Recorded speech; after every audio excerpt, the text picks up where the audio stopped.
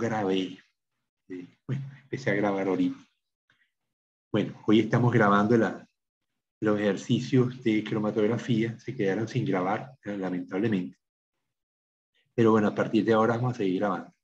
Entonces, yo quería ahora repasar las distintas técnicas de cromatografía que hay.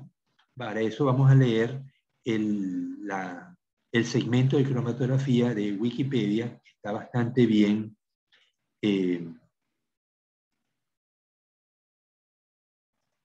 bastante completo. Ya, déjame ver si lo puedo ver.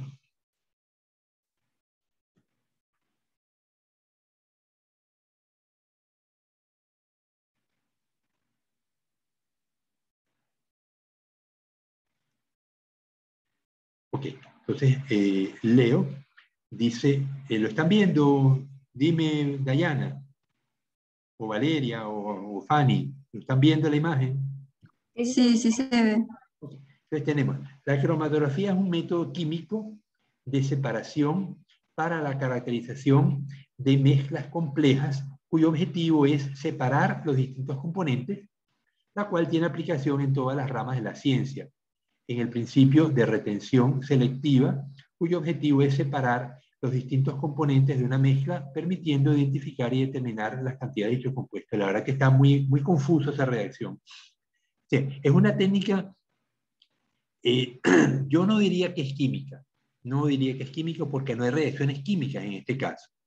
La reacción química que les narré tenía que ver con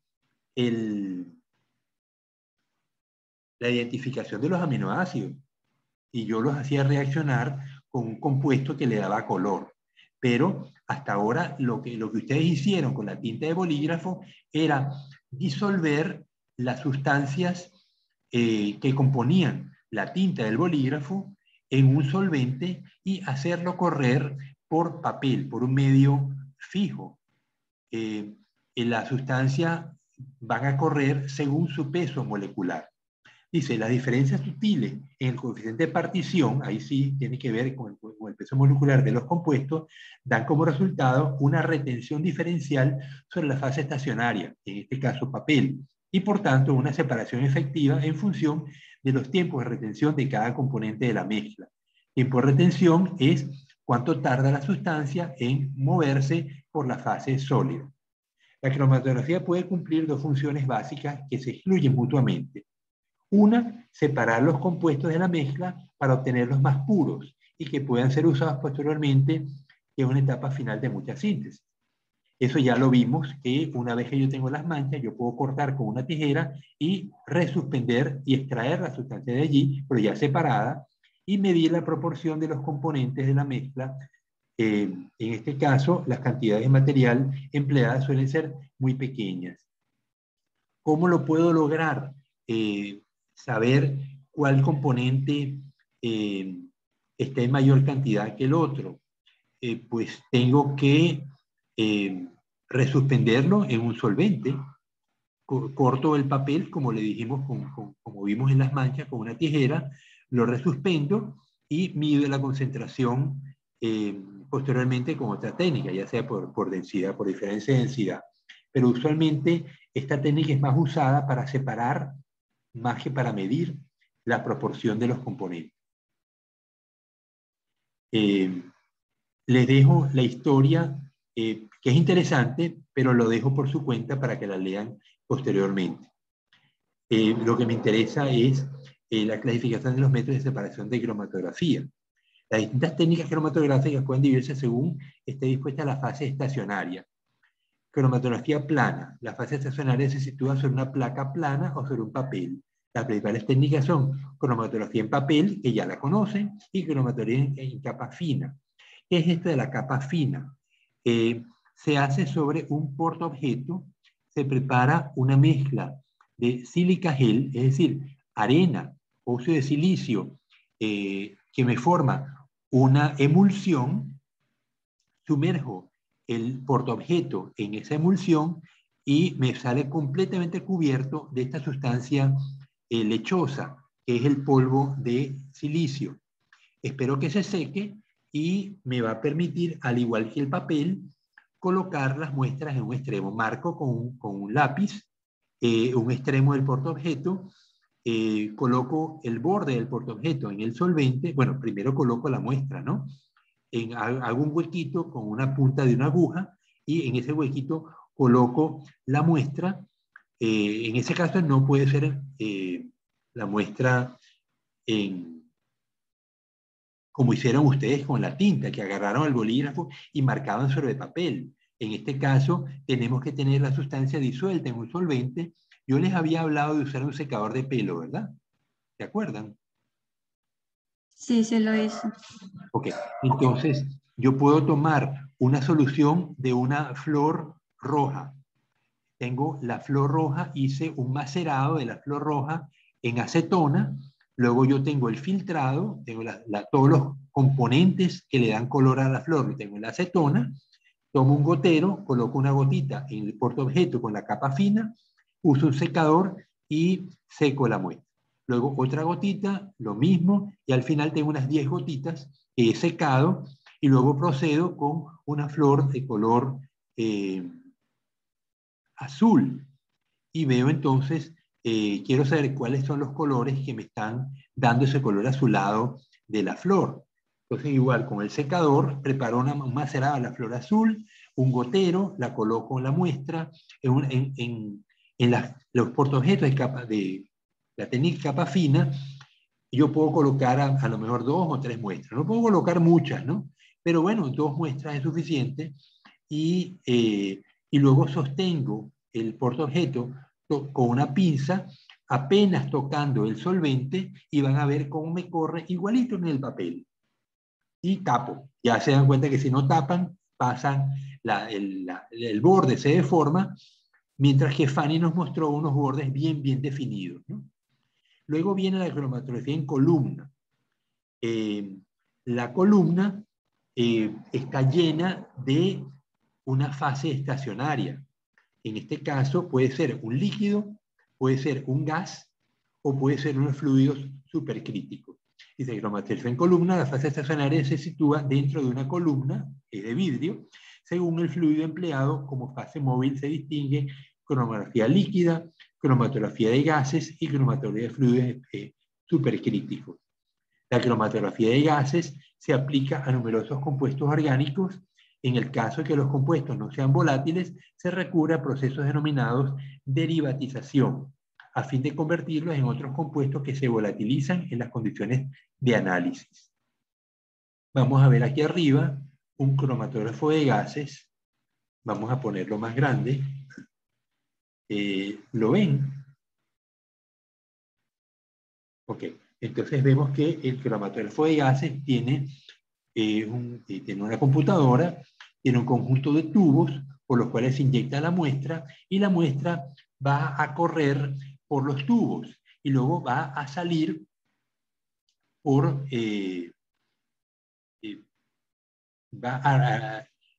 fíjense, cada gas, yo puedo tener, por ejemplo, lo que hizo una de las tesistas de maestría que estuve ayudando. Ella quería saber si las luces LED afectan la producción de lípidos de una microalga. Las microalgas se usan mucho en los laboratorios de producción de poslarvas. De Salinas, de la ciudad de Salinas, vienen los náuplios de camarón, llegan a Manta y los laboratorios los retienen durante 2 o 3 días y a los 3 días sale la primera zoea. Las zoeas comen microalgas. Entonces, por eso nos interesa usar una microalga de mayor capacidad nutritiva.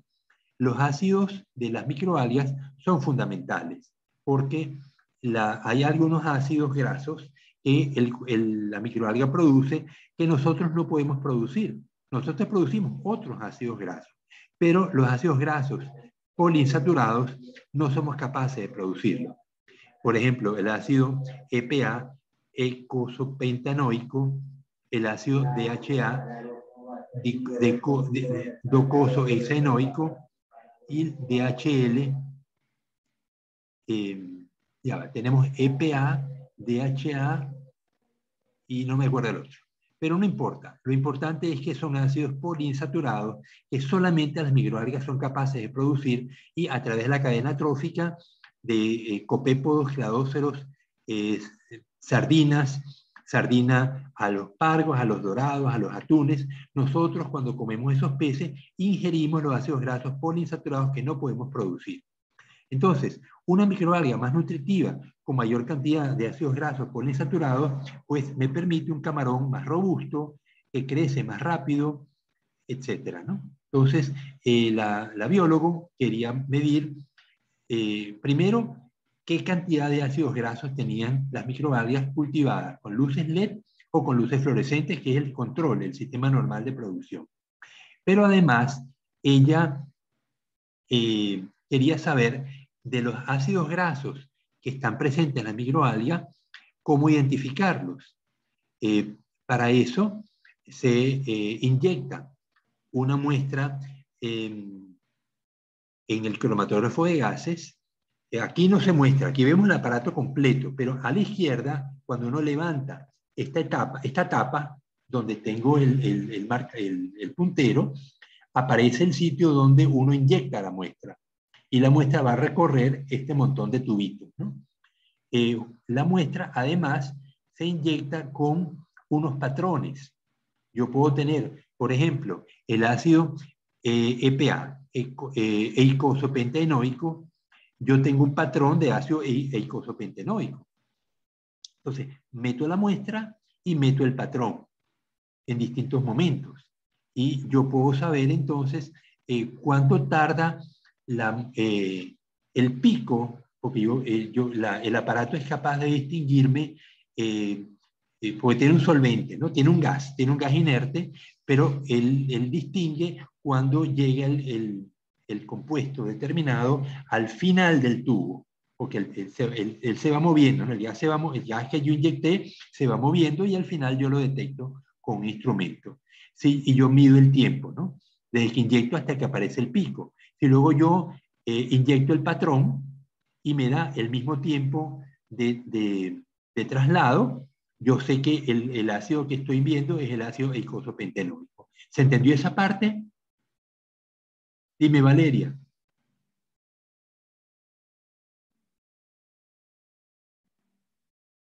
O Dayana, dígame, necesito saber si se entendió o no esta técnica de la cromatografía de gases. No, no del todo, no entendí. Ok, entonces, fíjense, yo tengo una mezcla de ácidos grasos.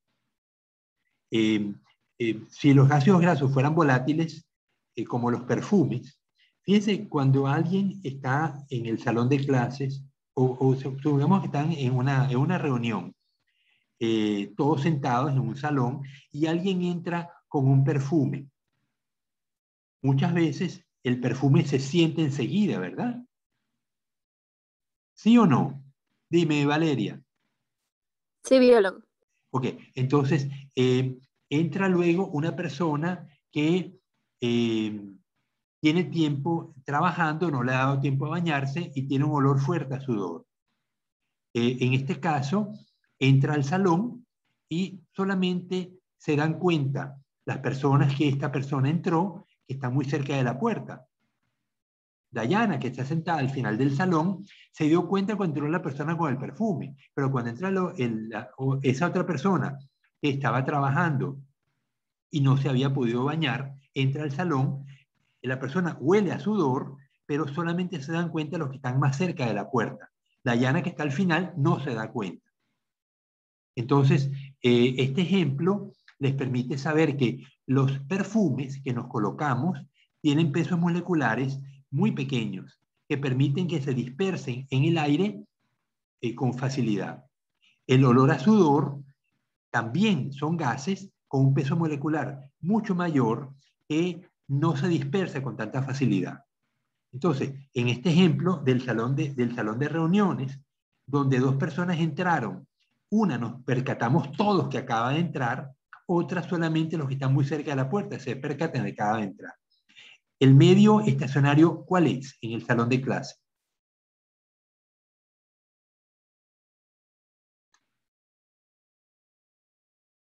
Dime, Alison. ¿Sería la puerta por la que entra?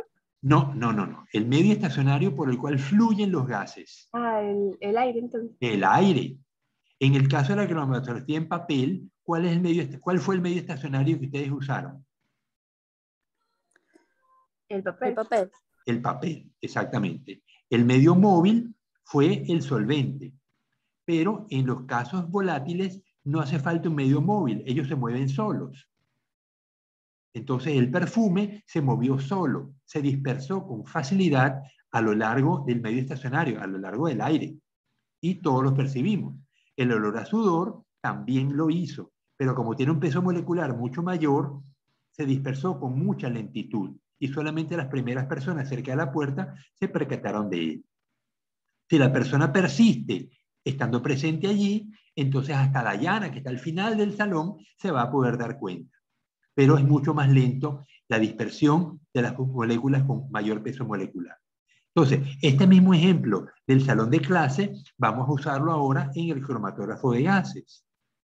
Entonces, yo tengo un sistema con una fase estacionaria que es un gas inerte, puede ser helio, puede ser neón, por el cual van a fluir los gases que yo he volatilizado. Si no se volatilizan, si fuera una acetona, un alcohol, un éter, que yo voy a medir, ellos se volatilizan solitos. Pero si son gases, perdón, son ácidos grasos que no se volatilizan con facilidad, yo tengo que derivatizarlos. Es un término bien extraño que lo aprendí a raíz de esta tesis, ¿no? Derivatizar significa convertir en volátil algo que no es. En este caso, ácidos grasos. Entonces, permíteme un momentito que voy al baño.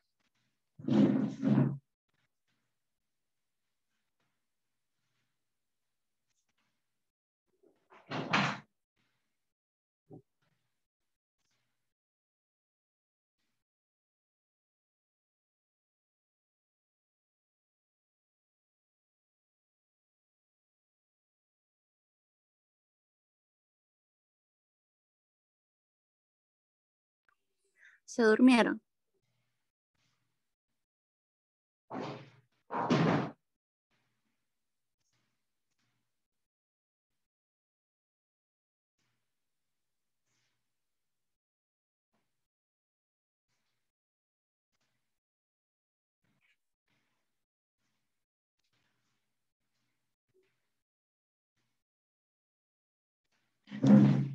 Ok, entonces, en el caso de el ejemplo que les puse, la microalga era Thalassiosera pseudonana, una alga muy usada en los laboratorios para engordar poslarvas, en este caso alimentar zoeas, pero desde que el nauplio se convierte en zoea hasta que sale la poslarva, ellos siguen comiendo microalgas. Hay experimentos que se han usado alimentando larvas de camarón solamente con microalgas y han sobrevivido.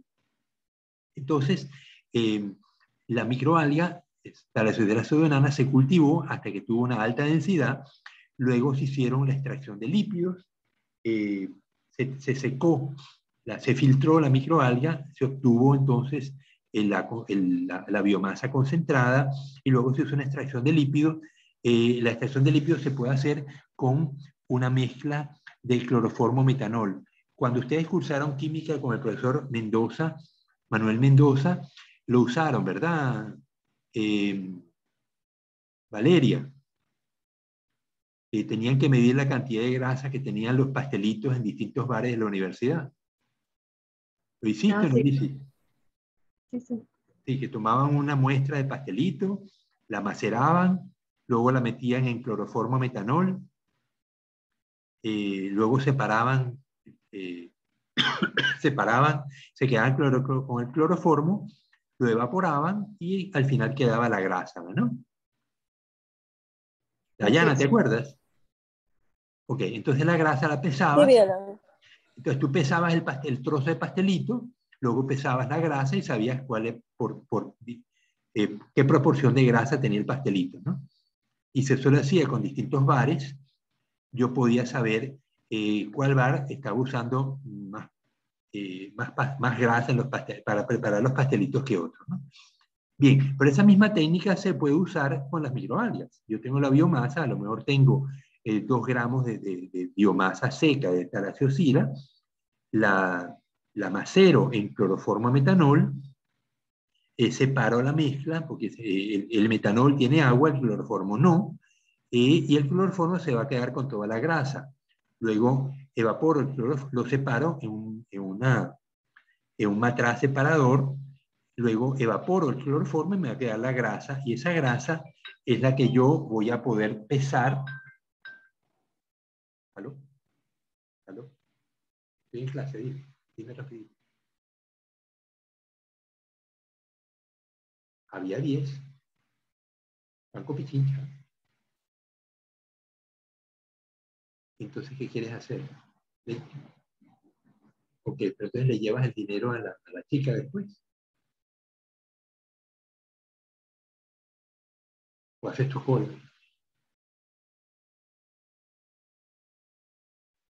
Sí, me van a depositar más dinero, pero en otro banco.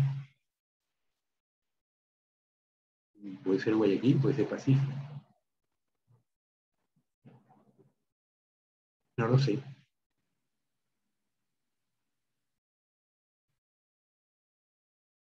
Más de las 5. No, el banco cierra a las 4:30. El banco cierra a las 4:30. Todos los bancos cierran a las 4:30. Coño, nene, estoy en clase. Nene. Si quieres, vente para la casa y lo discutimos después.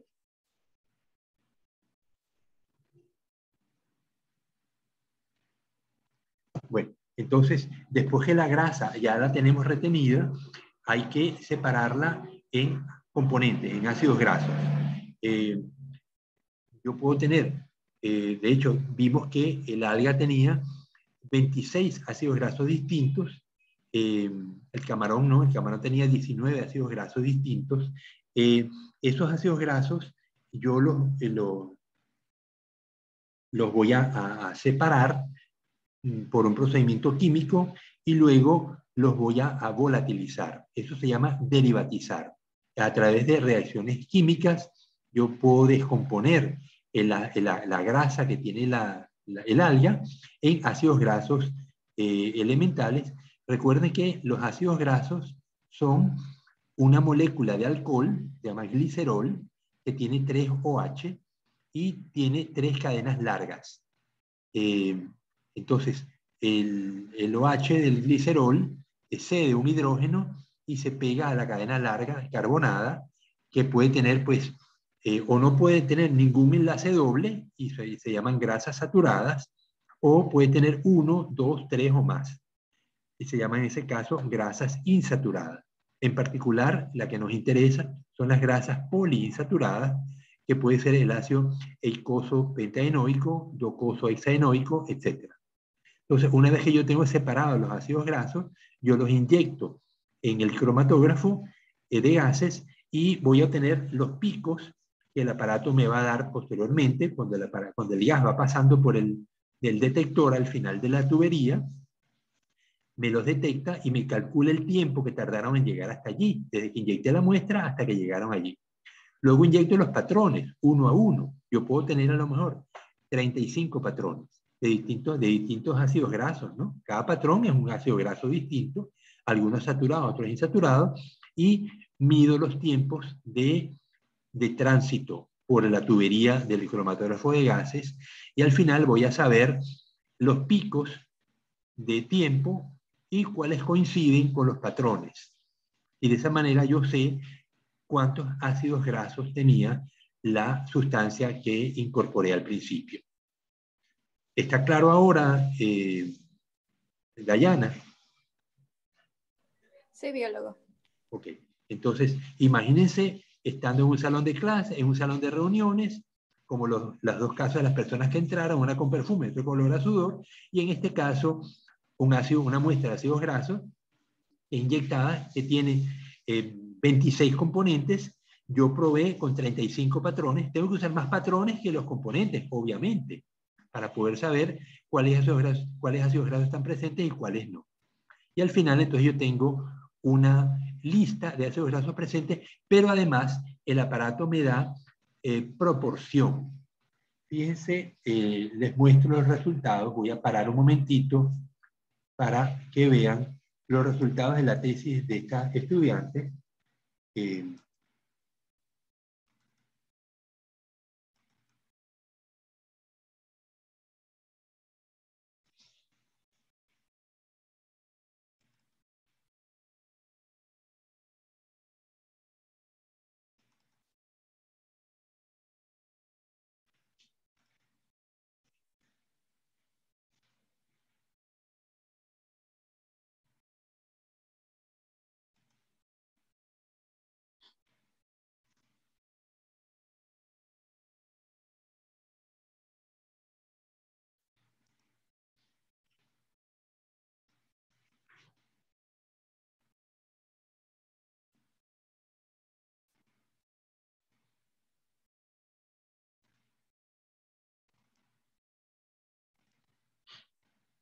Dígame si se ve.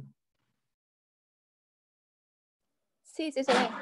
Ok, entonces veamos, empecemos por la izquierda. La estudiante trabajó con 6 muestras. Tenía 12 fundas. En cada funda tenía un cultivo de la Thalassiosera pseudonana. Los primeros 6 los cultivó con luces fluorescentes. Los segundos 6 con luces LED. Vemos al ácido caprílico. El ácido caprílico es un ácido, creo que saturado, y me dice que las primeras muestras no tenían nada de ácido caprílico, la sexta tenía 0,27%, es decir, no llegaba a 1%, tenía 0,27% de ácido caprílico, mientras que con luces LED tenía 003, 007, 004, 001, 003. Así que todas las 6 muestras con LED tenían ácido caprílico, las primeras 5 con fluorescente no tenían. Ácido cáprico. Vemos los porcentajes, 037, 39, 21, 104, 140, 092. Las segundas, las con LED, 031, 064, 063. Vamos a ver, aquí no tengo los análisis lamentablemente. Pero ustedes se dan cuenta de mirístico. El ácido mirístico es otro ácido saturado. Fíjense que tiene con fluorescente 1369, 1083. Estos son porcentajes, ¿no? Esto... entonces, si yo sumara horizontalmente, tendría el 100%. Fíjense que entre mirístico y palmito leico tendría 17 y 13, ya me da 30. Con heptadecenoico, 36, esteárico 5, así hasta que me da 100%, ¿no? Entonces, vemos cómo los distintos patrones me permitieron identificar los ácidos que estaban presentes y cómo las luces, aquí tenemos el EPA, eicosapentenoico, en este caso no hubo diferencia significativa en la cantidad de ácidos, ¿no? Vamos a calcular los promedios, esto con flujo y esto con LED.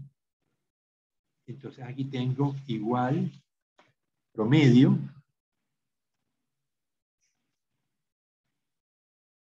igual promedio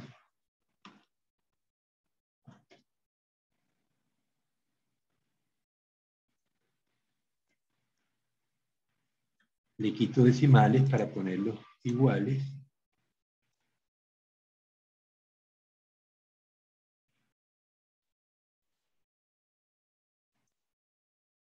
y entonces, ¿qué me dice?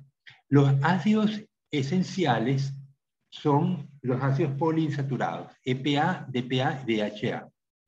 Vemos que con fluorescente, EPA me da 0,0, vamos a quitarle decimales, 0,08% y con LED 0,05. La variación, aquí le aplico una prueba de Student, a ver si son distintos o no, igual prueba.t, le digo que el primer grupo, el segundo grupo, le digo que tiene distribución de 2 colas, dos muestras de igual varianza y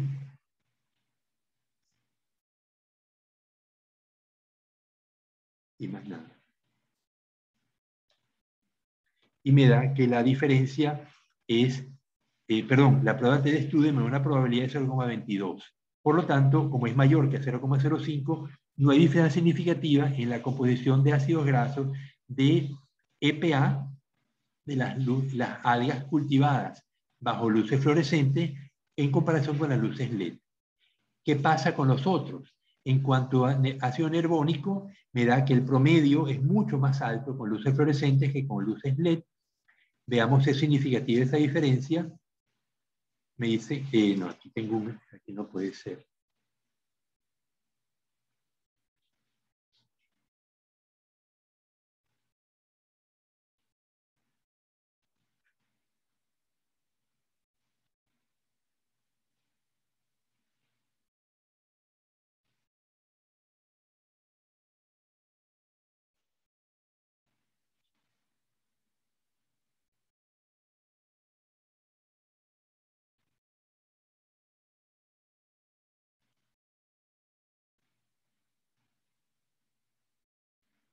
Ya.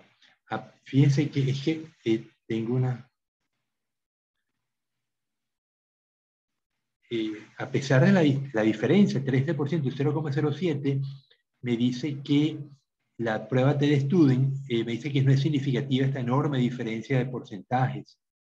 Pero es que la varianza, también la varianza es muy alta. Yo no creo que esta prueba es válida porque las varianzas no son homogéneas.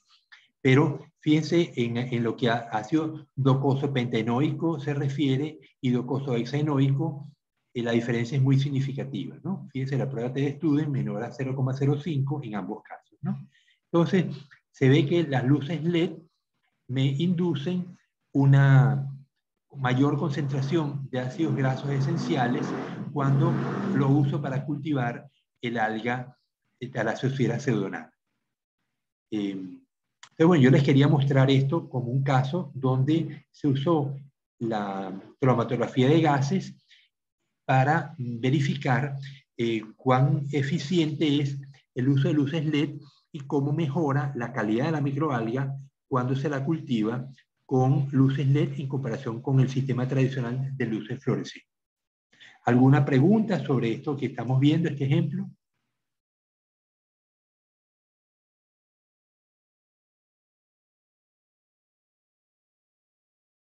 Nada, ¿quedó claro, Ariel?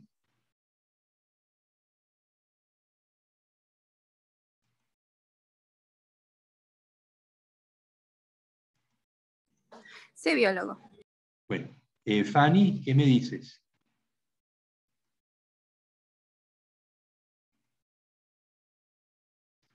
Bueno, entonces, lo importante es que ya conocemos estas dos técnicas, la cromatografía en capa fina y cromatografía en columna, en este caso cromatografía de gases. Vemos que se usó en un caso concreto y los resultados que se pueden obtener una vez que tenemos las muestras procesadas. Estas muestras se procesaron en la fábrica, en la empresa La Fabril, que queda en la vía Manta Montecristi saliendo hacia la tejedora. Fue una colaboración. De lo contrario, hubiera que haber gastado un dineral, porque a veces por cada muestra cobran como $100. Así que imagínense, son por cada ácido, fueron 26 ácidos, por 6 muestras, por $100 hubiera salido decenas de miles de dólares si no hubiera sido porque la Fabril nos prestó sus instalaciones y su personal, porque esto además requiere un personal especializado para manejar el cromatógrafo de gases, ¿no? Bien.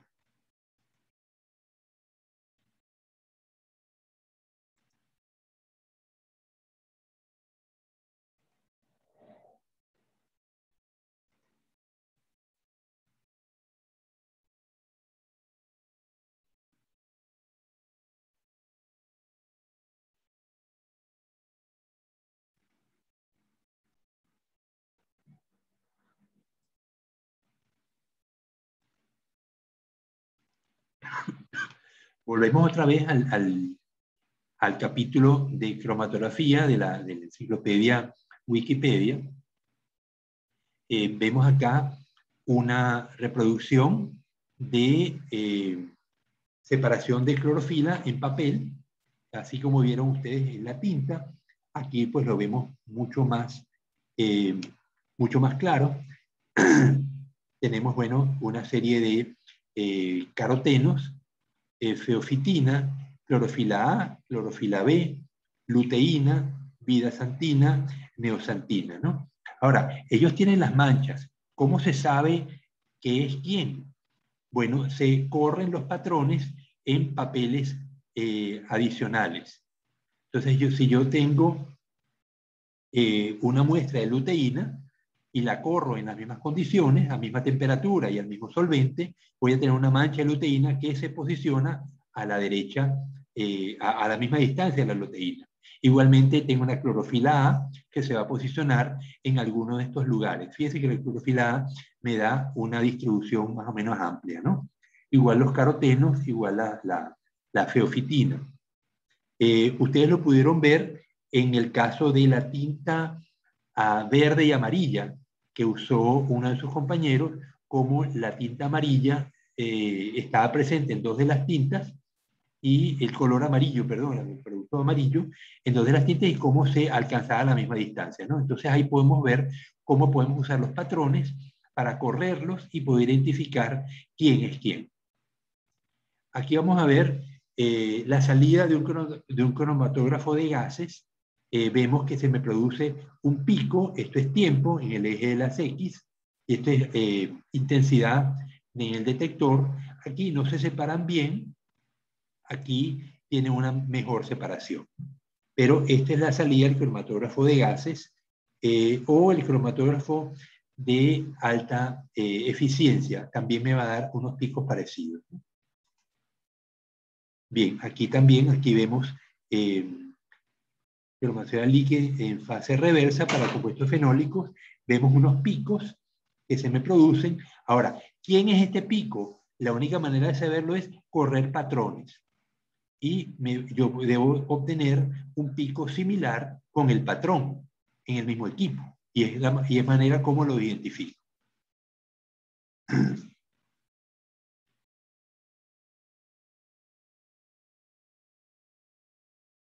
Bien, entonces habíamos cromatografía de líquidos, cromatografía de gases. Ah, bueno, yo no sé si lo están viendo. ¿Lo están viendo? ¿Están viendo el texto? ¿Dayana? Sí. Sí, ok. Entonces, la cromatografía de gases se aplica a numerosos compuestos orgánicos. Ya lo vimos que en el caso de compuestos no volátiles se recurre a procesos denominados derivatización a fin de convertirlos en otros compuestos que se volatilicen en las condiciones de análisis. Por cierto, cuando inyectan la muestra en el cromatógrafo de gases, el aparato la calienta a 400 grados centígrados.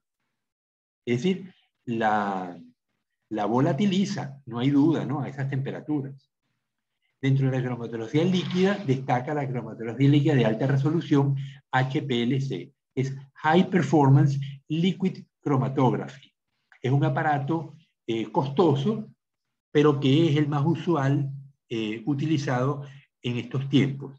Es la técnica cromatográfica más empleada en la actualidad, normalmente en su modalidad de fase reversa, en la que la fase estacionaria tiene carácter no polar y la fase móvil posee carácter polar, generalmente agua o mezclas con elevada proporción de la misma o de otros disolventes polares como por ejemplo metanol.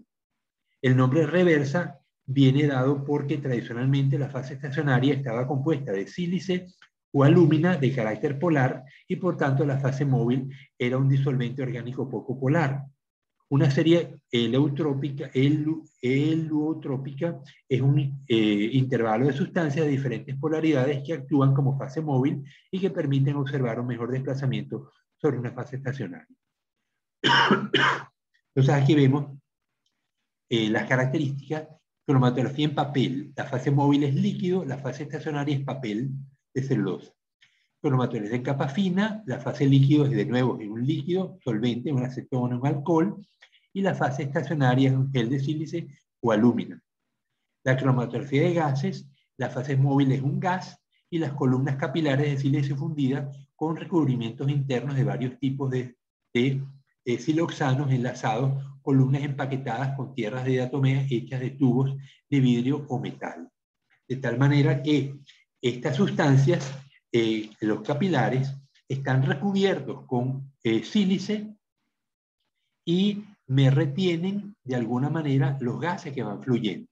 Entonces, un gas que es retenido tarda más en salir que un gas que no es retenido y sigue recto por la fase móvil. Cromatografía líquida en fase reversa, el líquido es polar y el relleno de siloxano o de octilo o siloxano de octadecilo. Cromatografía líquida en fase normal, de nuevo es un líquido pero menos polar, y el relleno de sílice, alumina o soporte en el que se unen químicamente grupos polares, ¿no? Cromatografía líquida de intercambio iónico, el líquido es polar, resinas de intercambio iónico. Cromatografía líquida de exclusión, de nuevo el líquido, la fase móvil es un líquido y las partículas finamente divididas de sílice o de alúmina. Y cromatografía de fluidos supercríticos, la fase móvil es un líquido y columnas abiertas de sílice fundida con recubrimientos internos de varios tipos de siloxanos enlazados y enlaces cruzados. Entonces, vemos que la fase líquida puede ser usada en todo lo que es cromatografía líquida de alta eficiencia, que es la fase normal o fase reversa. Lo que va a cambiar es la fase estacionaria, si es polar o, no, o si no es polar. Aquí vamos a ver si podemos ver un cromatograma HPLC.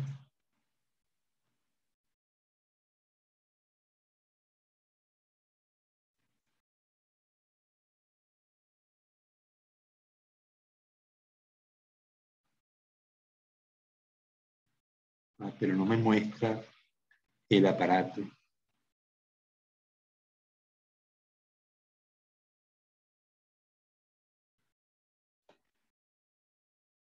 Bueno, pero lo que me interesaba que conocieran es que hay, ya vamos a ver si lo consigo, es que quiero mostrárselos, lo cierro.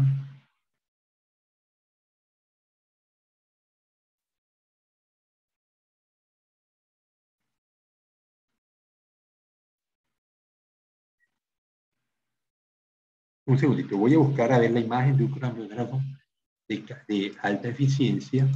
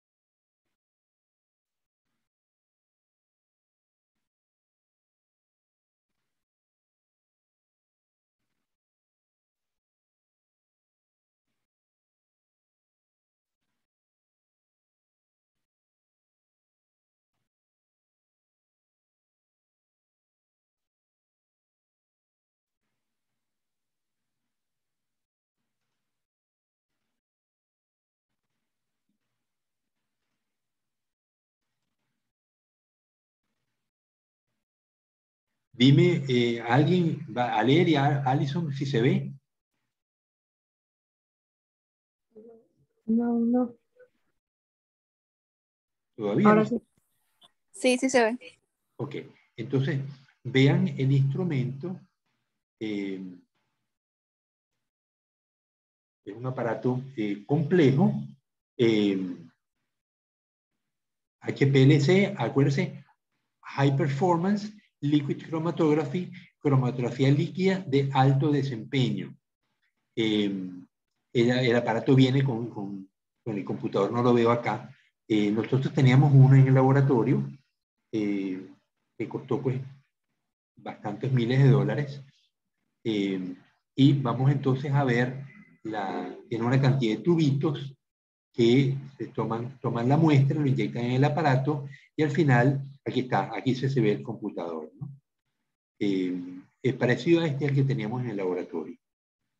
Yo nunca lo usé porque yo trabajo con pesca, no trabajaba en el Ministerio de Agricultura con este tipo de datos, ¿no? Entonces, vamos a ver el procedimiento. Aquí vemos que no está muy claro. Vamos a ver si lo vemos mejor acá. A ver si lo puedo aumentar.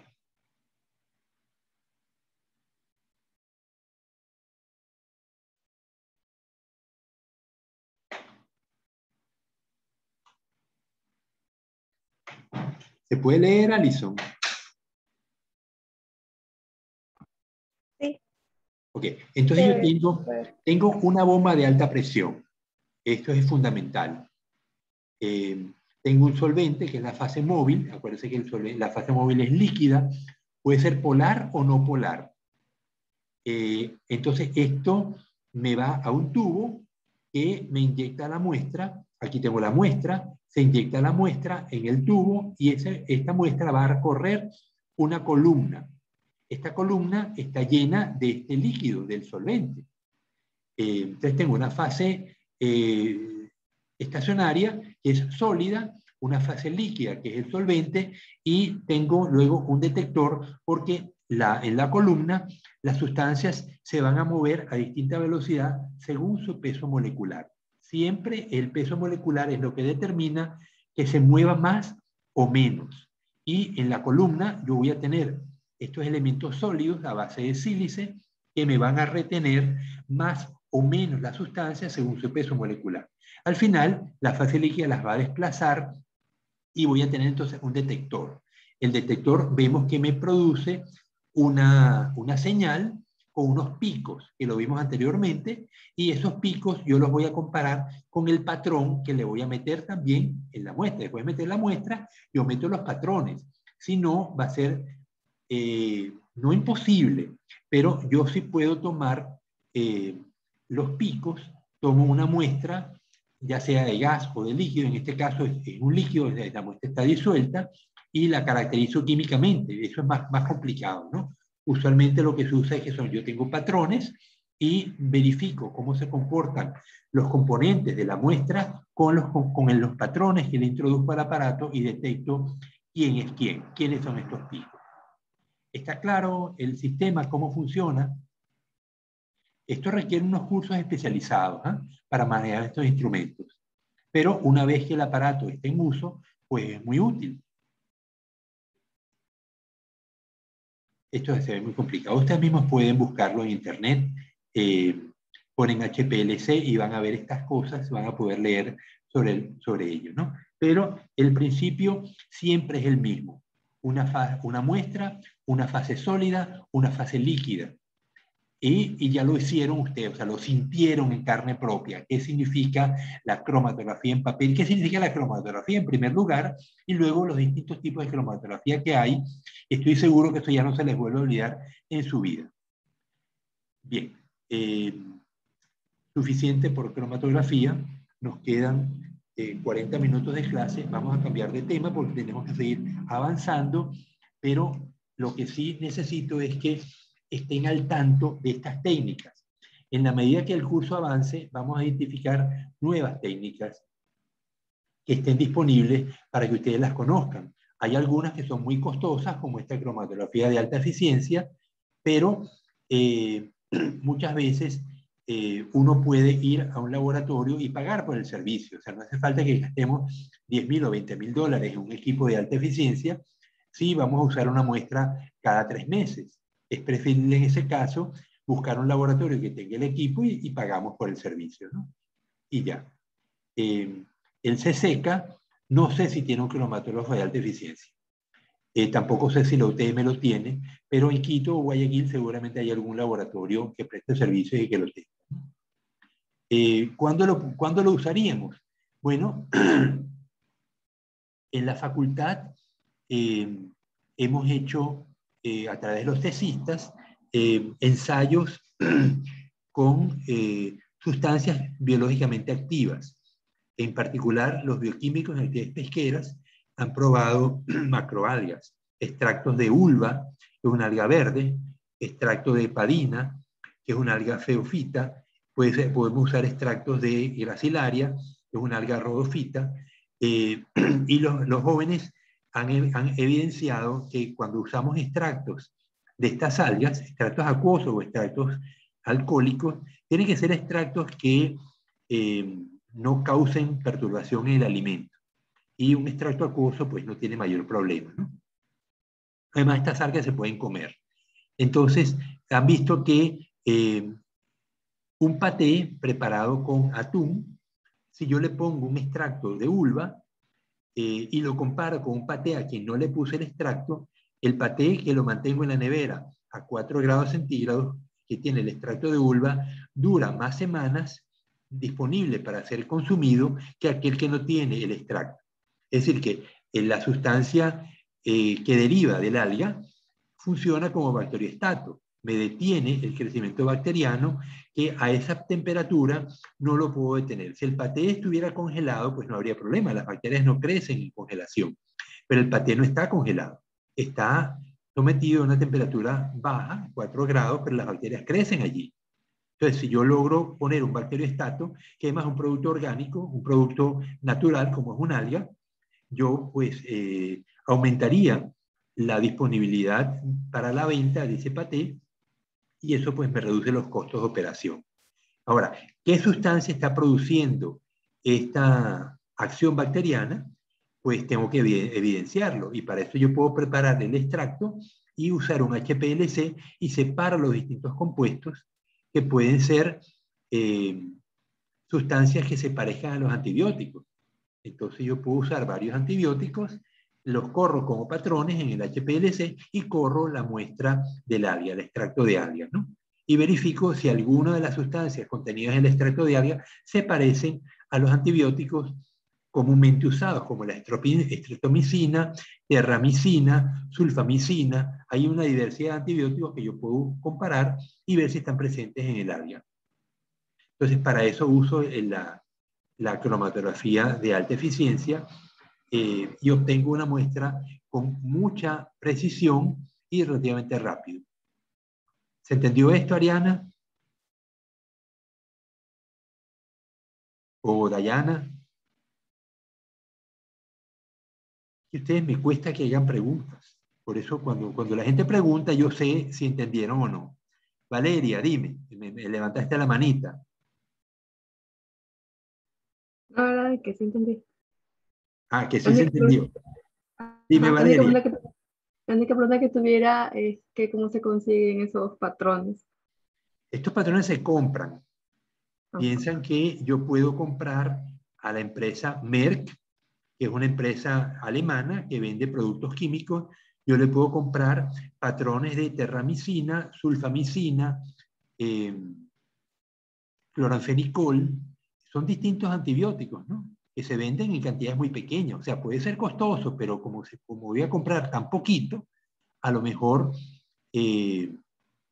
lo puedo, me alcanza. A fin de cuentas, cuando yo estoy trabajando con estos proyectos de productos naturales, yo sé que tengo que invertir en patrones. Y eso, y cuando preparo el presupuesto, yo calculo una cantidad considerable, por ejemplo, 20, 30 mil dólares para gastármelo en patrones, porque son los patrones lo que me va a permitir identificar qué es lo que estoy obteniendo de las sustancias, ¿no? De las sustancias naturales.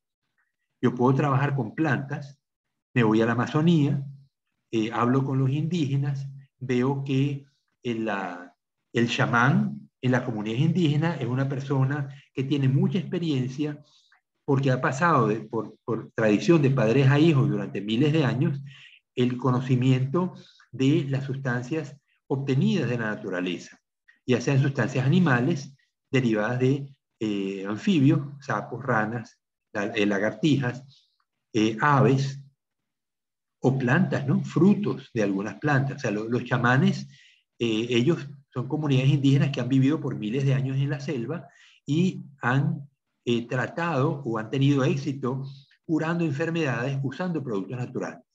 Entonces, el hecho de que un producto natural funcione para quitar dolor de cabeza o quitar dolores en general, yo sé que me va a funcionar como como el paracetamol, que es una sustancia que ataca las prostaglandinas, que son sustancias que producen en casos de dolor, ¿no? Entonces yo puedo producir o extraer productos naturales derivados de la Amazonía que se parezcan al paracetamol. Hay personas que son alérgicas y no pueden usar paracetamol, usan ibuprofeno o al revés. Pero todo el tiempo la humanidad está buscando nuevas sustancias con actividad biológica, ya sea que funcionen como antibióticos, ya sea que funcionen como venenos, porque muchas veces los venenos también sirven para casos de operaciones. Un veneno en alta concentración puede que me mate, pero en baja concentración puede que me anestesie. Entonces yo puedo tener allí nuevos anestésicos. Dime, Ariel. Entonces, este interés por encontrar nuevos compuestos que sean biológicamente activos para nosotros también tiene mucho que ver con esta resistencia a los antibióticos que solemos generar. Es correcto, Ariel, es correcto. Cada vez tenemos más resistencia a los antibióticos y cada vez tenemos menos antibióticos disponibles para tratar enfermedades. Y hay algunas enfermedades, como el ébola, que responden muy mal a los antibióticos. Entonces, necesitamos todo el tiempo nuevos antibióticos, los cuales no se hayan usado. Por lo tanto, las bacterias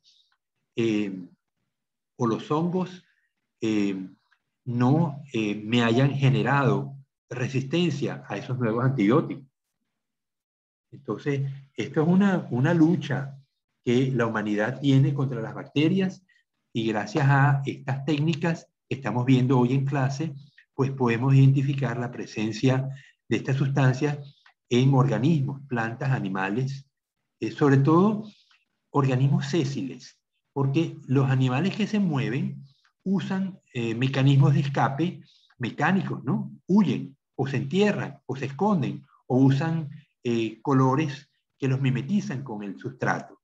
Pero los organismos sésiles tienen que defenderse químicamente, ya sea con malos olores, o sabiendo mal, o envenenando a los que intentan comérselos, como algunas ranas, ¿no? Hay algunas ranas, hay algunos nudibranquios, algunos caracoles sin concha, se llaman nudibranquios porque tienen las branquias desnudas y tienen unos colores muy vivos. Pero estos caracolitos, no sé si se acuerdan cuando estudiaron biología de invertebrados, no sé si la vieron conmigo, algunos de ustedes, estos caracoles comen celenterados y los celenterados tienen nidocistos. Entonces, ellos son capaces de tomar el nidocisto, trasladarlo hacia la parte superior de su cuerpo y si algún animal trata de comérselo, los nidocistos se van a disparar como si fuera una anémona. O sea, las anémonas usualmente no son atacadas porque son organismos muy agresivos. Uno toca una anémona y se disparan los nidocistos y además son tóxicos. Y da un dolor terrible, ¿no? No sé si les ha pasado que se hayan bañado en la playa del Murciélago durante momentos en que hay muchas aguamalas. Mi familia, cuando a veces iba a la playa del Murciélago, y aún los salvavidas, sabiendo que había aguamalas, permitieron que la gente se bañara. Pero llegaban a mi casa, mis familiares, hechos realmente unas calamidades, ¿no? La espalda toda llena de marcas rojas de las aguamalas que los habían picado, ¿no? Entonces, estos nidocistos, los caracolitos, son capaces de asimilarlos, no digerirlos y trasladarlos a su propio cuerpo y usarlos como defensa.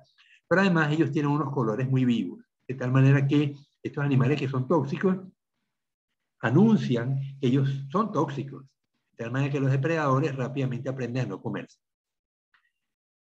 Bueno, entonces, Hasta aquí vamos con el tema de la cromatografía. Vamos a avanzar otro tema, siempre del capítulo 1. Vamos a avanzar un tema más interesante. No, enlaces químicos no es lo que quiero. Vamos a ver otro que se llama tipos de células.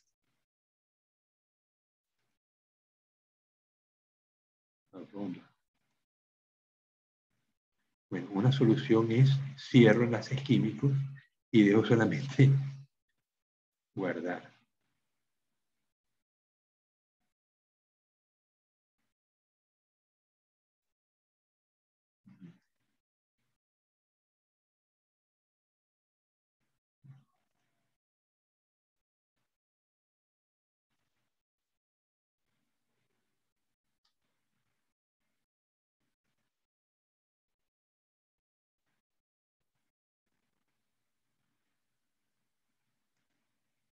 Bueno, dime, Dayana, si se ve, Sí se ve.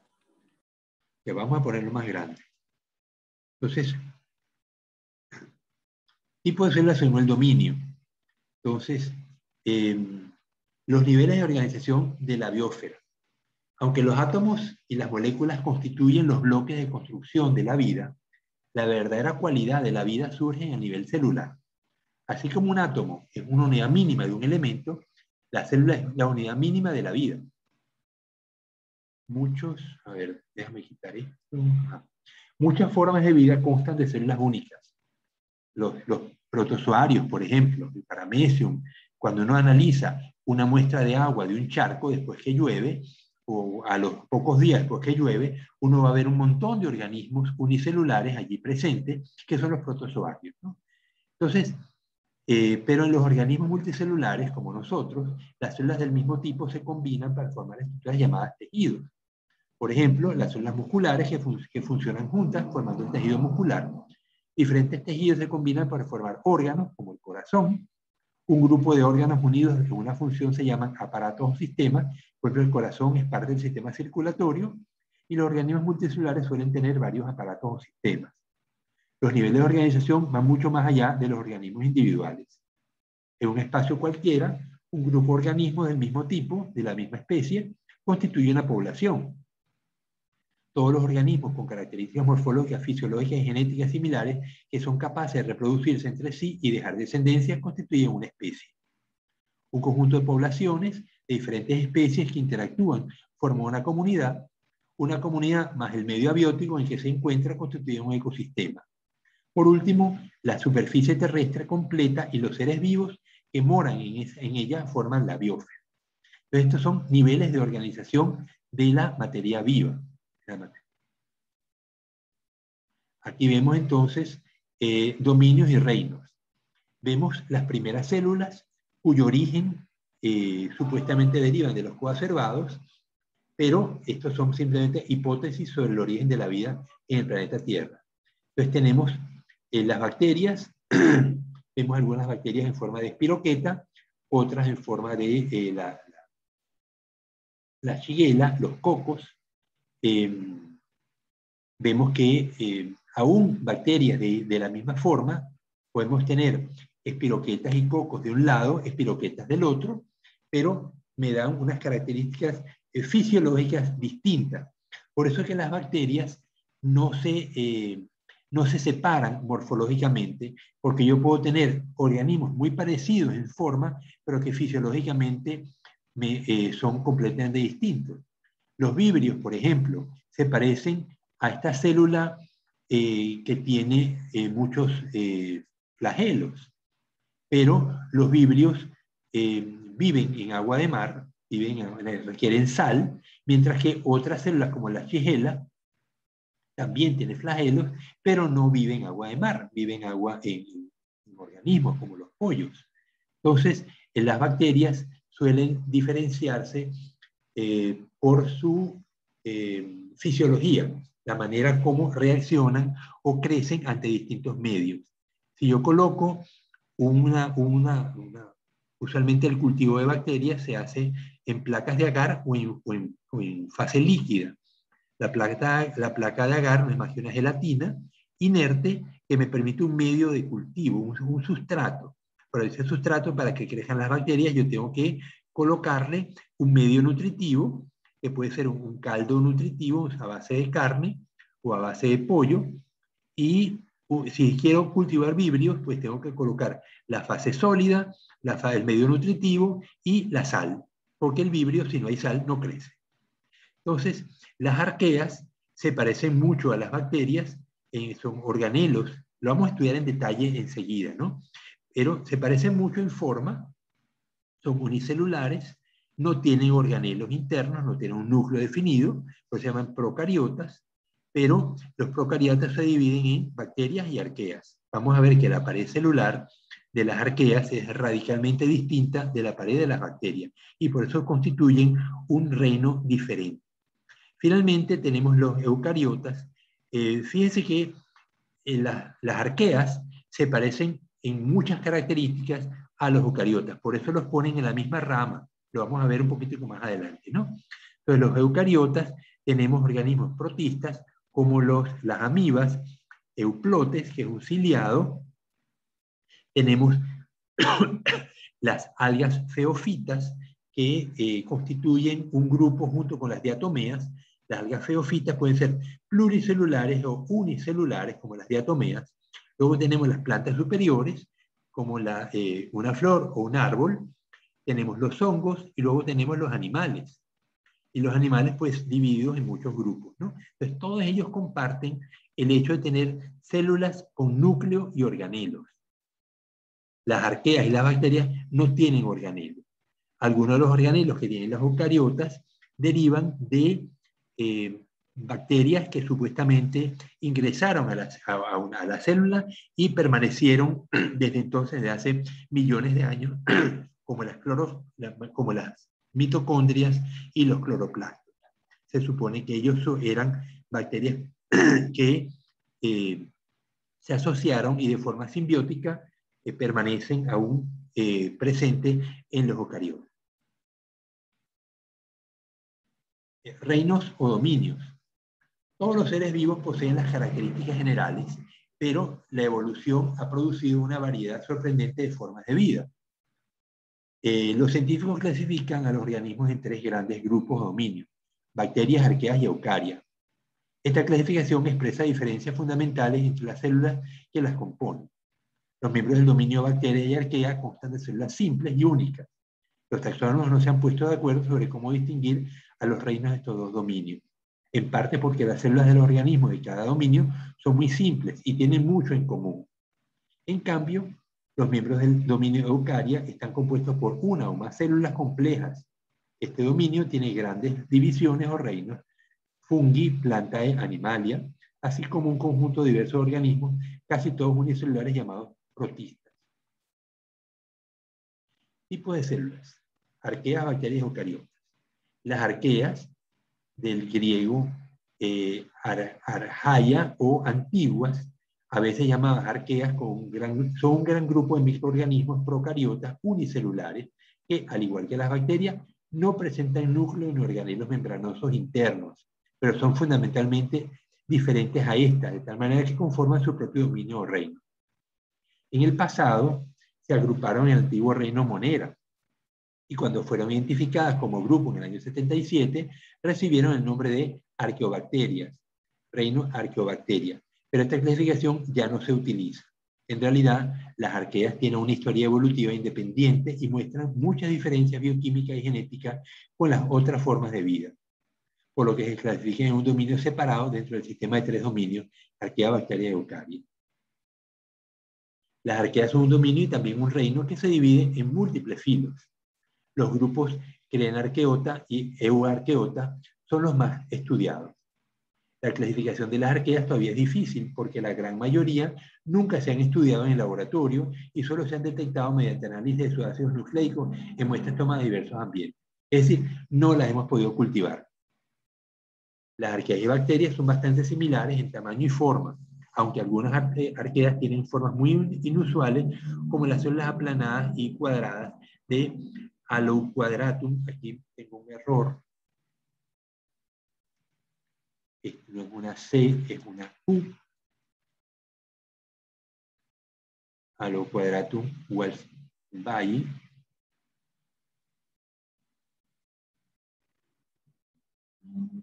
Ok, fíjense que vemos cómo es cuadradita, aquí a la derecha vemos por encima y de perfil. Fíjense lo plana que es, lo grande que es aparentemente la bacteria, casi los lados son similares, y a la derecha vemos lo plana que es. Las bacterias tienden a ser más globulares que esta arquea. Esta Haloquadratum, halo ya les está diciendo algo, ¿no? Esto suena a sal. Esta bacteria es capaz de crecer en condiciones casi de saturación salina. Esto es aquí metí una U de más, Haloquadratum. Bueno,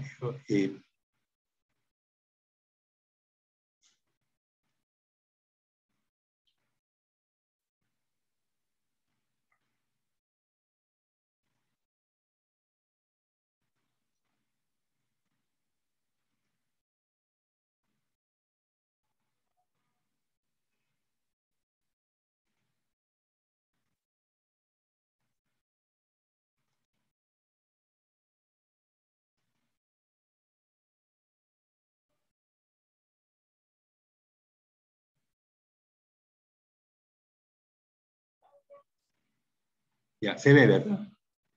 Bien, seguimos. Pues, a pesar de esta semejanza visual con las bacterias, las arqueas poseen genes y varias rutas metabólicas que son más cercanas a las de los eucariotas, en especial en las enzimas implicadas en la transcripción y traducción del ADN. Otros aspectos de la bioquímica de las arqueas son únicos, como los éteres lipídicos de sus membranas celulares. Las arqueas explotan una variedad de recursos mucho mayores que los eucariotas, desde compuestos orgánicos comunes como los azúcares, hasta el uso de amoníaco, metano, iones de metales o incluso el hidrógeno como nutriente. Estas bichas realmente son formidables. Esto de que yo pueda tener metano y logro alimentarlas, esto me sorprende, ¿no? En las Galápagos se descubrieron unas comunidades en la profundidad, a 2000 metros de profundidad, que emanaban agua caliente que salía de las fumarolas y tenían toda una comunidad impresionante de fauna que vive en simbiosis con las arqueas. Estas arqueas pues usan el metano, inclusive el sulfuro de hidrógeno, el SH2, como fuente de energía y le suministran el alimento a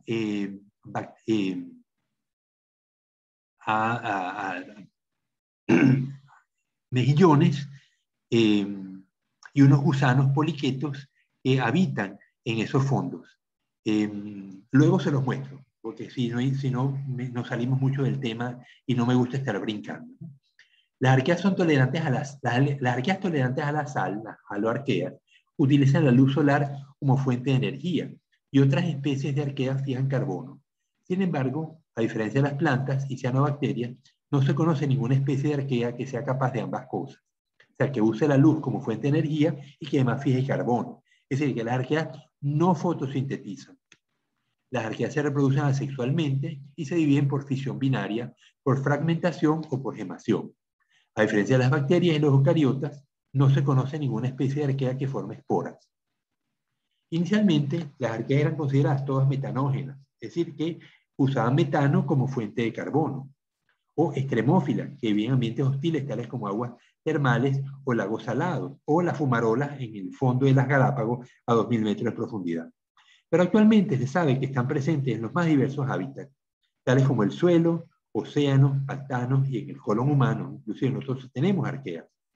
Las arqueas son especialmente numerosas en los océanos y las que forman parte del plancton podrían ser uno de los grupos organismos más abundantes del planeta. Actualmente se considera una parte importante de la vida en la Tierra y podrían desempeñar un papel importante tanto en el ciclo del carbono como en el del nitrógeno.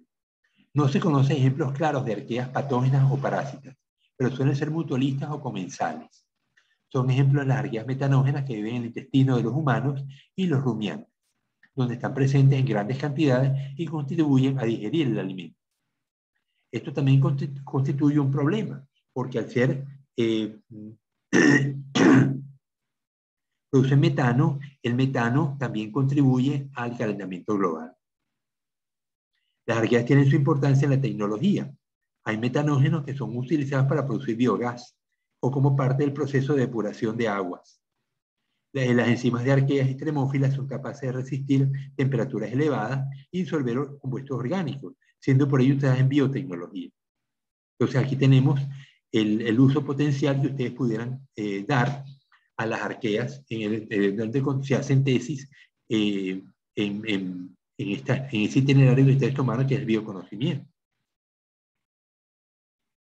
Aquí tenemos un ejemplo de las bacterias tienen un solo tipo de ARN polimerasa, pero las células eucariotas tienen varias. Entonces, aquí vamos a ver la ARN polimerasa de bacteriana. Fíjense la forma, ¿no? Aquí le dan 180 grados, la voltean en 180 grados y vamos a ver entonces, hay grupos que caracterizan la ARN polimerasa. Fíjense lo distinta que es de una ARN polimerasa de una arquea, ¿no? Este parece el mapa de África, ¿no? Pero cuán semejante es la ARN polimerasa de las arqueas con respecto a las células eucariotas. Hay por supuesto diferencias, pero hay muchísimas cosas en común entre la ARN polimerasa de las arqueas con las eucariotas y cómo se diferencian de la de las bacterias.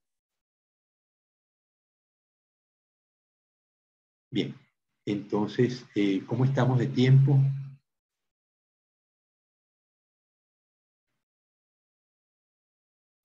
Once 38. Todavía me quedan 20 minutos. Bien, entonces, ¿algún comentario sobre lo que acabamos de ver? Yo quise enfatizar lo de las arqueas porque no es común que uno las estudie, mientras que las células eucariotas las vamos a estudiar en profundidad en los capítulos que vienen. Vamos a estudiar distintos organelos y al final de la asignatura vamos a trabajar con el ADN y el ARN y cómo transfieren la información para duplicarse o convertir la información en proteínas. Es decir, vamos a dedicar una buena parte del semestre al estudio de las células eucariotas, pero las arqueas pues no las vamos a volver a ver. ¿Alguna pregunta sobre lo que acabamos de ver? Yo, biólogo, una pregunta, tengo una duda. Se supone que las arqueas se encuentran también en el intestino, o sea, en el intestino de los humanos. ¿Estas de aquí no son dañinas? Ellos dicen que no, fíjense que no se han descubierto arqueas patógenas. Las bacterias sí son dañinas y también están en el intestino. Pero en el intestino tenemos bacterias buenas, bacterias malas y arqueas. Las arqueas se supone que intervienen en la formación de metano, que son los gases que expulsamos normalmente después, producto de la descomposición de la comida, durante la digestión, pero también tenemos bacterias buenas. Por ejemplo, cuando se prepara queso, se prepara yogur, uno usa lactobacilos. Cuando nosotros tenemos una amibiasis, el médico nos recomienda tomar un veneno para atacar al protozoario y muchas veces, o a veces tenemos diarrea y el médico nos manda a tomar un antibiótico. Pero ese antibiótico afecta las bacterias buenas que tenemos en el intestino porque mata a todo el mundo. No solamente mata a las bacterias, sino también mata a las arqueas. Entonces, luego nos mandan a tomar una sustancia que tenga bacterias buenas. En Venezuela se llama liolactil, aquí no sé cómo se llame, pero son productos que tienen bacterias vivas para restablecer la flora bacteriana en el intestino y volvemos otra vez a la normalidad porque la diversidad de la flora bacteriana en nuestro intestino es fundamental para hacer la digestión, para no sentirnos mal, y esas mismas bacterias van a funcionar como competidoras si acaso alguna bacteria dañina llega a infectarnos, ¿no? De tal manera que tiene que competir con las bacterias buenas que tenemos antes de poder dominarlas y mostrarse a la enfermedad. Ah, ya, listo, biólogo. Muchas gracias. Bueno, Entonces, vamos a iniciar el otro tema para seguir avanzando en el campo del tema 1, que son los repasos. Solo que déjame abrirlo. Bueno, vamos a dar una clase unos minutos más y vamos a parar.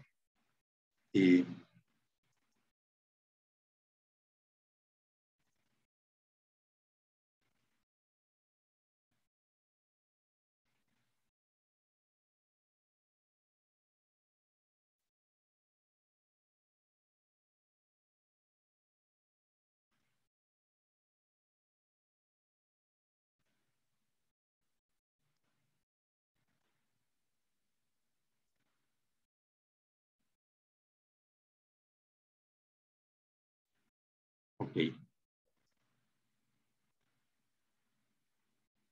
Ahora no lo veo.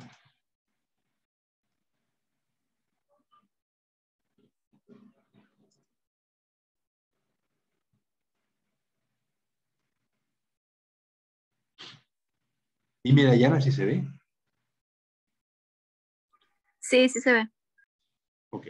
Entonces, vamos a repasar, esto es bachillerato, pero también lo estudiaron con el profesor Manuel Mendoza, y no sé si tuvieron la suerte de poder tener clase con el profesor David Villarreal, que en paz descanse. Sí, él dio clases. Él me dio clases de química Química analítica. Creo que era orgánica. química Analítica. orgánica. Ok. Entonces, vamos a ver entonces bases químicas, enlaces, equilibrio, propiedades del agua, compuestos orgánicos, carbohidratos, lípidos, proteínas, ácidos nucleicos. No lo vamos a ver hoy todo, solamente vamos a ver cosas muy elementales. Entonces, ¿qué es un enlace iónico? Es un enlace que permite que los átomos intercambien electrones y quedan ionizados.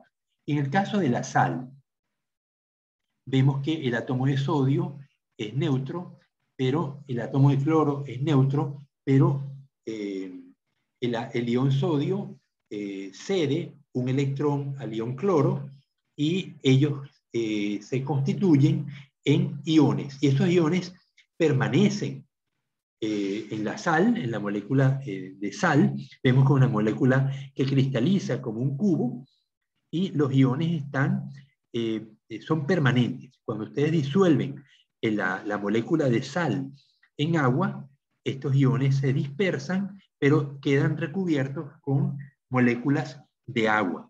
El sodio es positivo, va a ser atraído por átomos de oxígeno de la molécula de agua, y el cloro es negativo, va a ser recubierto por átomos de hidrógeno de la molécula de agua. Pero el hecho es que la ionización es un proceso estable en las sales. En este caso, la sal de cloruro de sodio. En el enlace covalente, la situación es distinta. Aquí yo tengo átomos de hidrógeno sin carga, los electrones pasan tiempos iguales cerca de cada núcleo. Hay un enlace covalente no polar en el gas hidrógeno y hay un enlace covalente polar en el agua.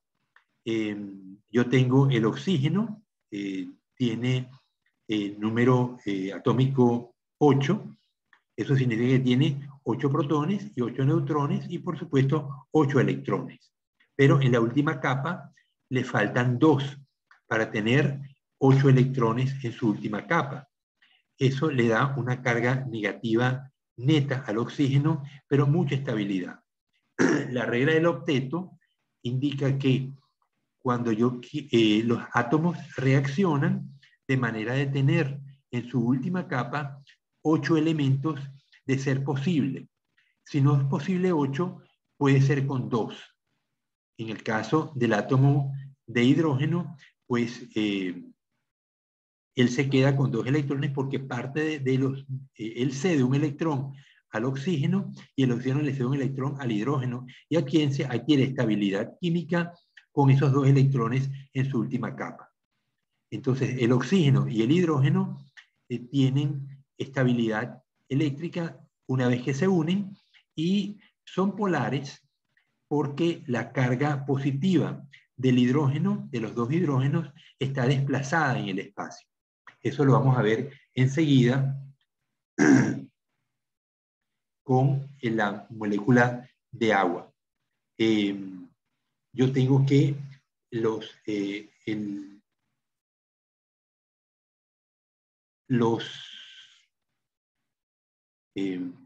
¿cómo se llama?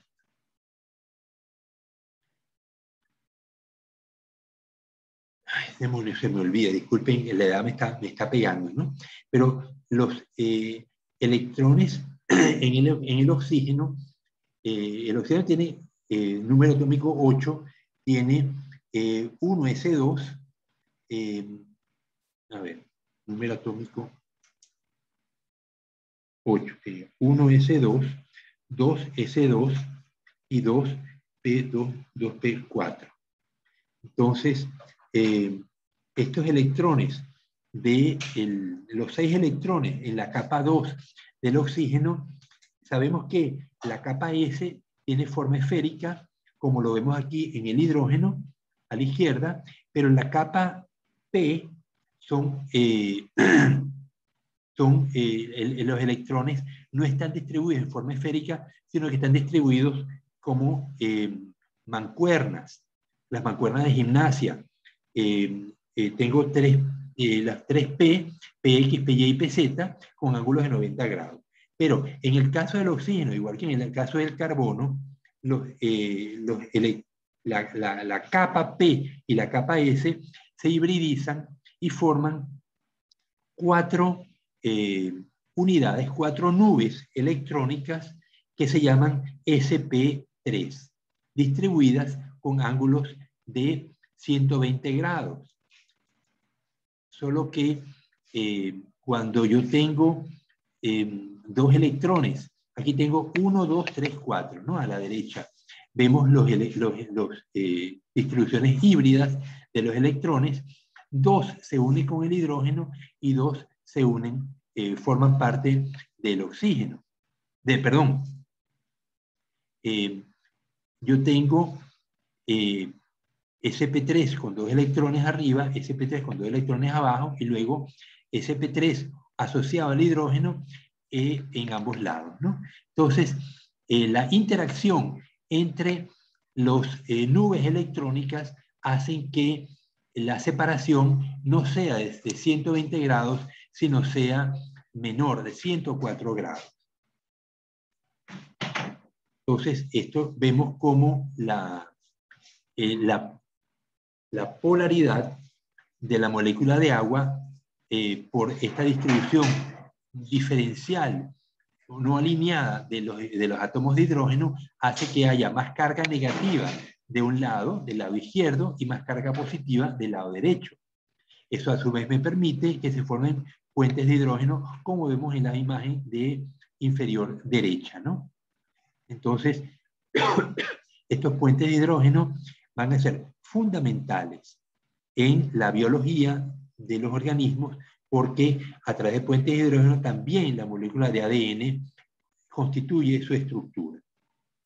Pero aquí vemos cuál es el origen del puente de hidrógeno y proviene de la distribución desigual de la carga en las moléculas, distribución desigual de la carga en el espacio.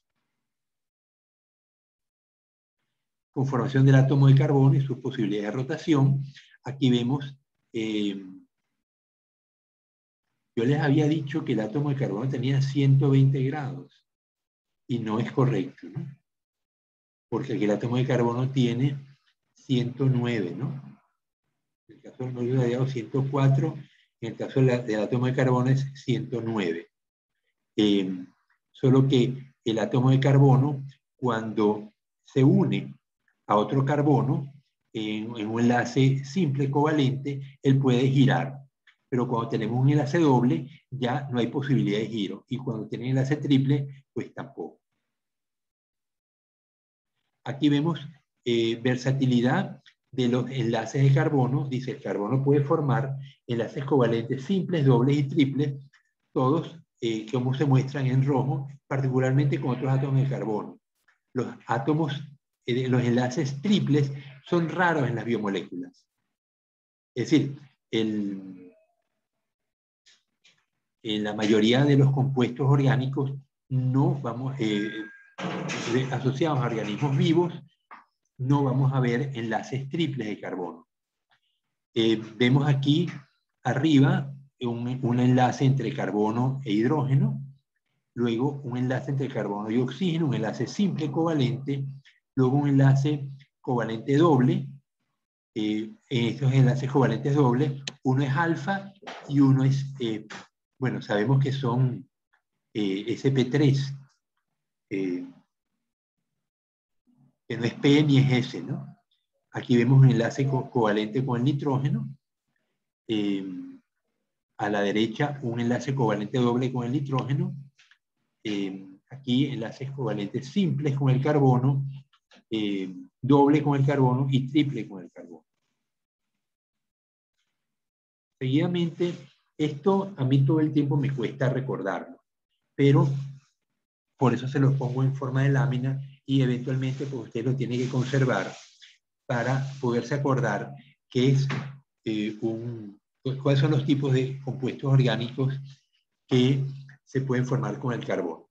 En el caso del metilo, el CH3, metilmercurio, que es un compuesto que es la manera como el mercurio se hace más tóxico en las cadenas tróficas.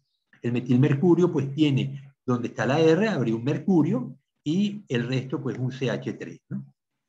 El etilmercurio pues sería un mercurio con el etilo, ¿no? El fenilmercurio, bueno, eso no lo conozco, ¿no? Pero vemos que el fenilo es 6 carbonos con un doble enlace. Esto me parece muy raro porque yo conozco que el fenilo tiene 3 enlaces dobles, ¿no? Déjenme confirmar. Sí, en la imagen se ve que tiene 3 enlaces dobles, sino que se ven como muy unidos.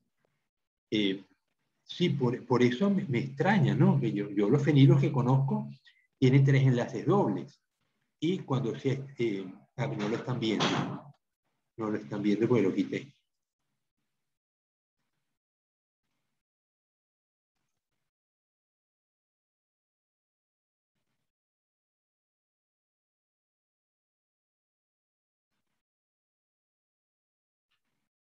Bueno, el grupo carbonilo forma aldehídos. Yo tengo un doble enlace, un hidrógeno y otro grupo que puede ser otro carbono. Ahí tendría si tengo un hidrógeno, sería un metanal, el formol, que lo hemos usado corrientemente para preservar. Fíjense lo simple que es, CH2O, en un doble enlace, pero es un aldehído, es un compuesto cancerígeno y se usa para preservar organismos, para fijarlos, ¿no? El enlace éter tiene un oxígeno pegado a 2 carbonos, es altamente volátil, los éteres son altamente combustibles también. Cuando se forman éteres en laboratorio hay que tener mucho cuidado porque pueden explotar y causar explosiones. El enlace éster, bueno, primero deberíamos ver el enlace ácido, que no lo veo acá, pero si tuviéramos un COOH, un doble enlace con el oxígeno, y un OH, ahí tendríamos el enlace ácido. Y si tuviéramos una R, veamos el del medio, es donde dice éster. Si yo tengo un ácido que hago reaccionar con una base, me da sal más agua. Los ésteres son sales orgánicas, donde yo tengo el hidrógeno que estaba pegado al OH, el oxígeno horizontal, yo lo sustituyo con otro carbono o con un sodio, por ejemplo. Yo puedo tener acetato de sodio. Entonces hago reaccionar el ácido acético con hidróxido de sodio y me da acetato de sodio, que es un éster. Si este éster, yo en lugar de tener una molécula orgánica pequeña, tengo un ácido orgánico, como por ejemplo el ácido eicosapentenoico, yo lo hago reaccionar con hidróxido de sodio y me da un éster de sodio que es un jabón. Los jabones son eso, los jabones son ésteres, una molécula orgánica muy grande, no polar, que se me une a una sal, que es un grupo muy polar, y esa posibilidad es lo que me permite que el jabón se una por una parte a la grasa y por otra parte al agua, porque tiene un elemento polar de un lado y no polar por el otro. Entonces, por eso los ésteres funcionan como jabones de una manera más eficiente, que es una de las primeras síntesis que hizo el hombre, para fabricar jabones. ¿Cómo lo hacía? Dayana, ¿te acuerdas? ¿Cómo se puede hacer jabón? La verdad no recuerdo. ¿Tu abuela nunca te contó, tus abuelas, nunca te contaron cómo hacían jabón aquí en Ecuador, en la época, hace años? Usaban grasa de cerdo. ¿Y con qué lo Ah, sí, mezclaban? algo así me dijeron. Ah, ok, te fijas, que si te acuerdas. Ariel, te contaron esto, ¿con qué mezclaban la grasa de cerdo para obtener el jabón? No, biólogo, la verdad no. Ok, bueno, recuerden, el jabón se forma con una grasa y una base. La base va a neutralizar al ácido y se me va a formar un éster. Solo que el éster es de un compuesto orgánico de una molécula muy grande, no polar, porque justamente eso es lo que la parte no polar del éster es lo que se me va a unir a la grasa. Entonces tomaban grasa de cerdo y la mezclaban con cenizas. Tomaban leña, la leña la carbonizaban y luego la ceniza en caliente mezclaban las cenizas con la grasa de cerdo caliente, lo batían con un palo y al final obtenían jabón. Un jabón muy ordinario, pero jabón al fin que permitía bañarnos, ¿no? Luego lo cortaban en trozos y quedaban las pastillas de jabón hechas. Si le agregan perfume o le agregan un colorante, pues le podemos agregar azul de metileno o le podemos agregar rojo del achiote y tenemos entonces un jabón coloreado. Y si le agregamos perfume, lo tenemos perfumado. Entonces así se fabrica el jabón. ¿Te sorprende, Dayana? Sí, biólogo. Sobre todo las damas que son tan específicas en usar jabones y cosméticos. Miren, ya son las 12 del mediodía, vamos a seguir con esto de los tipos de compuestos del carbono la próxima clase. Al final vamos a ver el grupo, la acetona. Fíjense que una acetona tiene dos carbonos unidos a un hidrógeno a un oxígeno con doble enlace. Si tuviéramos uno de esos carbonos como hidrógeno, sería un aldehído. Si tenemos dos carbones, tenemos una acetona. Bueno, entonces ya son las 12, vamos a parar.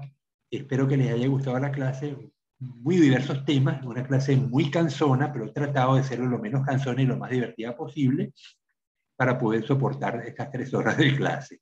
Así que nos vemos el próximo lunes, donde vamos a tener ya, vamos a continuar con la tarea. Ahí les voy a poner ya un deber. Bueno, hasta el lunes entonces. Hasta el lunes, biólogo. Muchísimas gracias.